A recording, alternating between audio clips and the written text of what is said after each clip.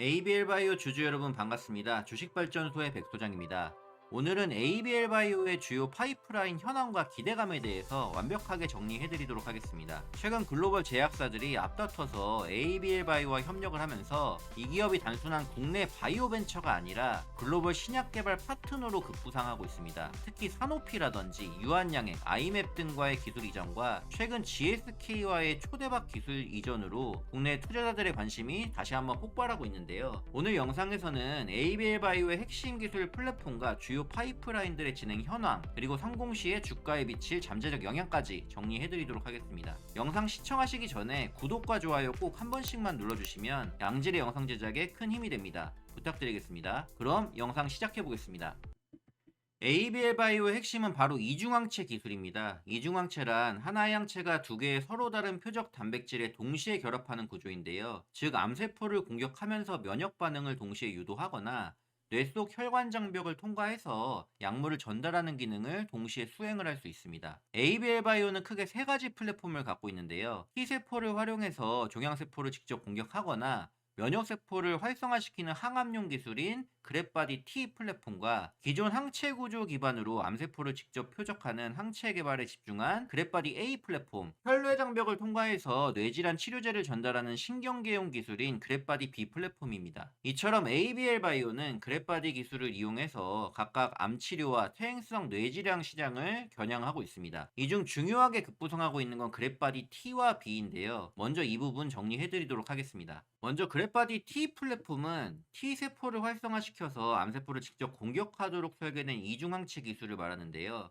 대표적인 파이프라인은 다음과 같습니다. 먼저 ABL503입니다. 기존 면역 항암제의 내성 문제를 극복하기 위해서 면역세포인 T세포의 활성화에 관여하는 단백질인 파1BB를 병용한 구조입니다. 적응증으로 고형암이 대상이고요. 파트너사는 사노피인데 계약 규모가 총 6억 달러, 약 8,200억 원 규모입니다. 글로벌 임상 1상 완료 후에 현재 사노피가 후속 개발을 주도하고 있고요. 면역 항암제 시장은 2030년에 150조 원을 넘어설 것으로 전망을 하고 있는데 이중항체 형태는 기존 키투르다 대비 차세대 기술로 분류되고 있습니다. 그래서 만약 이 파이프라인이 성공적으로 상용화가 된다면 ABL 바이오는 사노피의 로열티 수익만으로도 연간 수백억 원대 현금 창출 기업으로 성장할 수 있습니다. 자, 두 번째는 ABL111입니다. 클라우딘 18.2와 사원비비를 결합한 이중항체인데요. 적응증으로 위암과 췌장암이 대상이고 중국의 아이맥과 공동 개발을 하고 있습니다. 미국과 중국에서 임상 1상을 진행 중에 있는데 특징은 사원비비를 이용해서 면역세포를 활성화시켜서 위암 환자 30% 이상에서 과발현되는 클라우딘 18.2라는 표적 단백질을 공격하게 하는 이중항체입니다. 아스트라제네카와 BMS 등도 같은 타겟으로 개발 중에 있는데요. ABL111이 효능을 입증할 경우에 글로벌 시장에서 연간 2에서 3조 원 규모의 매출 잠재력을 가질 것으로 전망하고 있습니다. 세 번째는 ABL105입니다. 난치성 고형암 치료 이중항체로 유한양의 기술 이전을 했는데요. 내성 극복형 항암제라고 보시면 됩니다. 전임상을 완료했고요. 임상 1상에 진입을 지금 준비 중에 있는데요. ABL105를 통해 면역 항암제 병용 시너지가 예상이 되고 있고 글로벌 시장에 진출한다면 라이센스 수익 규모는 수천억 원 이상으로 추정되고 있습니다. 그랩바디 T 플랫폼의 대표적인 파이프라인들을 살펴봤고요. 다음은 ABL 바이오의 또 다른 핵심인 그랩바디 B 플랫폼입니다. 이 기술은 혈뇌 장벽을 통과시켜서 치료제가 뇌 안쪽까지 도달할 수 있도록 하는 전달 플랫폼을 말하는데요. 2024년에 영국의 GSK와의 대형 기술 이전 계약이 나왔죠. 계약 규모는 총 약 4조 1천억 원 규모였습니다. 알츠하이머나 파킨슨병 등 신경 퇴행성 질환 치료제로 개발되고 있는데요. 특징으로는 기존 약물의 뇌 도달률을 획기적으로 개선해서 GSK의 항체 신약 후보들이 직접 뇌 신경세포까지 전달되도록 돕는 기술이라고 보시면 되겠습니다. 이 계약은 국내 바이오 역사상 최대급 규모의 뇌질환 기술 이전 사례로 평가가 되고 있는데요. 글로벌 제약사인 GSK가 ABL 바이오의 그랩바디 B 플랫폼을 선택했다는 점은 ABL 바이오의 기술이 글로벌 탑티어 수준이라는 강력한 신호로 해석할 수 있겠습니다. 그랩바디 B의 대표적인 파이프라인은 ABL301입니다. 그랩바디 B 플랫폼의 첫 실질 파이프라인인데요. 이 약물은 파킨슨병 치료를 목표로 하고 IGF-1R이라는 수용체를 통해서 혈내 장벽을 통과해서 알파시누클레인 단백질 응집체를 제거하는 기전을 갖고 있습니다. 파트너사는 사노피로 기술 이전 규모는 총 약 1조 7천억 원인데요. 글로벌 임상 1상을 현재 완료를 했고요. 임상 2상 진입을 준비 중에 있습니다.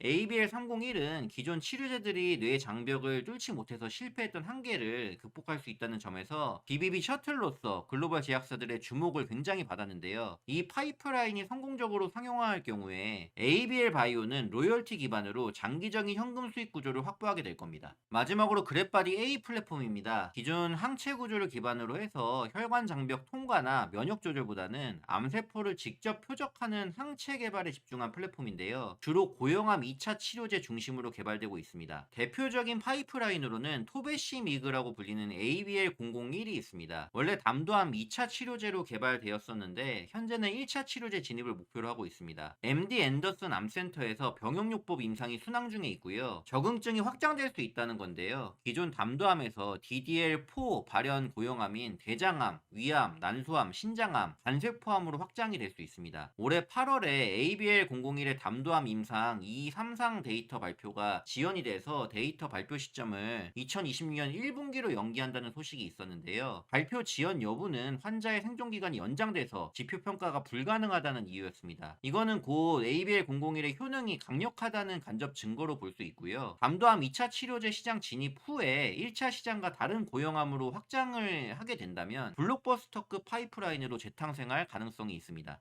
자, 그랩바디 플랫폼과 파이프라인들은 다 정리를 해드렸고요. 이제 향후 파이프라인과 성장 전략에 대해서 말씀을 드리겠습니다. ABL 바이오는 2025년 이후에 그랩바디 T 계열의 면역 항암제 3개와 그랩바디 B 계열의 신경질환 치료제 2개를 추가로 글로벌 임상 진입시킬 계획에 있습니다. 특히 GSK와의 협력 관계는 단일 프로젝트가 아니라 여러 파이프라인을 단계적으로 확장시킬 수 있는 플랫폼 계약 구조거든요. 즉, 향후 추가 적응증이 선택된다면은 마일스톤 규모는 더 커질 가능성이 높습니다. 그럼 이 파이프라인들이 성공했을 때 ABL 바이오의 주가는 얼마나 오를 수 있을까요? 한번 예측을 해보자면은 보수적으로 ABL 301만 상용화가 된다고 한다면 연간 로열티는 500억에서 700억 수준으로 ABL 예상 시가총액은 약 5조에서 5조 5천억 원 정도가 될 수 있습니다. 방송 녹화일인 10월 20일 오늘 기준으로 시총이 4조 7천억 정도거든요. 현재 대비해서 그러니까 10에서 20% 상승 여력이 나올 수 있다는 얘기입니다. 이 시나리오는 이미 시장의 상당 부분 반영이 돼 있는 상황이긴 하거든요. GSK와 사노피의 대형 계약이 현실화된 만큼 향후 단기 급등보다는 임상 진전 및 구체적 마일스톤 달성 여부가 추가 상승 트리거가 될 가능성이 클 것이고요. 적당히 중립적으로 잡아본다면 ABL301과 ABL503, 그러니까 사노피의 두 건이 동시에 상용화가 되는 걸 가정을 해볼 수 있겠습니다. 이 경우에는 국내 항체 플랫폼 기업 중에서 탑티어 밸류에이션으로 진입이 가능합니다. 이렇게 되면 연간 로열티는 1000억 원에서 1200억 원 수준이 될 것으로 예상이 되고요. 예상 시가총액은 약 6조에서 7조로 현재 시총 대비해서 30에서 50% 정도의 상승 여력이 있습니다. 아주 행복회로를 돌려서 긍정적인 시나리오를 좀 써보자면은 그랩바디 B 플랫폼이 GSK의 뇌질환 신약에 본격 적용이 돼서 실제 임상을 성공을 하고 추가 적응증 확장이 진행된다고 했을 때입니다. 이 경우에는 ABL 바이오는 단일 파이프라인 기업이 아니라 글로벌 BBB 플랫폼 기업으로 글로벌에서 재평가받을 것이고요. 시총은 최소 8조에서 9조 원대를 그려볼 수 있을 겁니다. 이렇게 되면 현재 시총 대비해서요 70에서 100% 상승 여력도 불가능한 게 아닐 겁니다. 자, 지금까지 ABL 바이오의 핵심 기술과 파이프라인 임상 성공 시 주가 전망까지 좀 해봤습니다. ABL 바이오는 단순히 신약 후보 하나를 가진 기업이 아닙니다. 플랫폼 기술을 가진 신약 개발 파트너사로서 글로벌 제약사와 어깨를 나란히 하고 있습니다. 그랩바디 T는 암을 정면으로 공격하는 기술이고요. 그랩바디 B는 뇌의 장벽을 넘어서 혁신을 만드는 기술이라고 할 수 있겠습니다. 이 두 축이 ABL 바이오의 성장 엔진이자 향후 한국 바이오 산업의 글로벌 입지를 상징하는 사례가 될 것으로 기대를 합니다. 자, 오늘 영상 도움 되셨다면 구독과 좋아요 부탁드리고요. 다음번에도 유용한 제약 바이오 소식 전해드리도록 하겠습니다. 방송 끝까지 시청해주신 분들 모두 듣느라 수고 많으셨습니다.